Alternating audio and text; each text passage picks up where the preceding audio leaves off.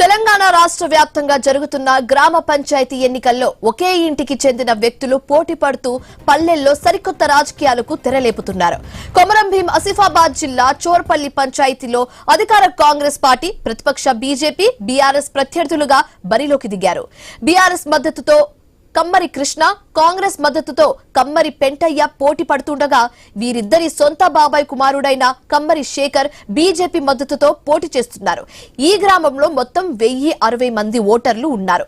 2018లో ఇది రాహపల్లి పంచాయతీ నుంచి విడిపోయి కొత్తగా చోర్పల్లి పంచాయతీగా ఏర్పడింది. అయితే అప్పటి నుంచి ఆ కుటుంబ సభ్యులకే సర్పంచ్ పదవికి అవకాశం దక్కుతుంది. ఈ నెల 17న జరిగే 3వ విడత పోలింగ్ జరగనుంది. మరి ఈసారి ఆ అదృష్టం ఎవరిని వర్తిస్తుందో చూడాలి.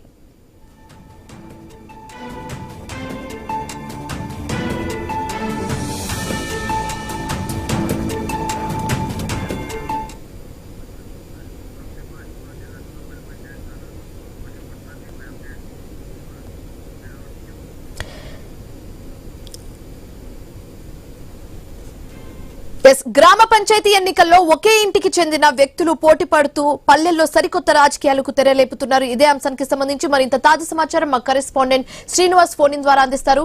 శ్రీనివాస్, ఒకే కుటుంబానికి చెందిన ముగ్గురు వ్యక్తులు వేరు పార్టీ నుంచి పోటీ పడుతూ ఉండడం ఒక ఇంట్రెస్టింగ్ ఫ్యాక్ట్ అని చెప్పొచ్చు. దీనికి సంబంధించి పూర్తి డీటెయిల్స్ ఏ విధంగా ఉంది?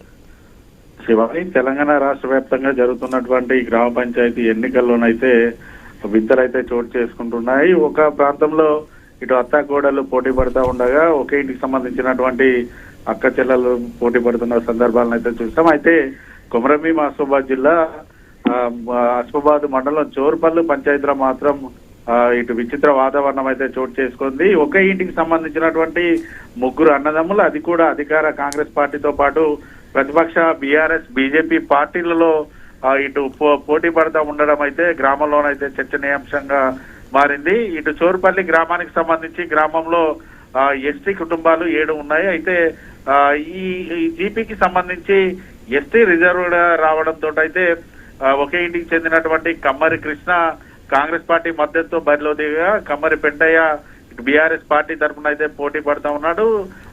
ఇటు వారికి సంబంధించినటువంటి బాబాయి కొడుకైనటువంటి కమ్మరి రాజశేఖర్ భాజపా మద్దతులో ఇటు పోటీ పడుతున్న పరిస్థితులు అయితే ఉన్నాయి. అయితే ఈ జీపీకి సంబంధించి మొత్తం 1060 ఓటర్లు అయితే ఉన్నారు.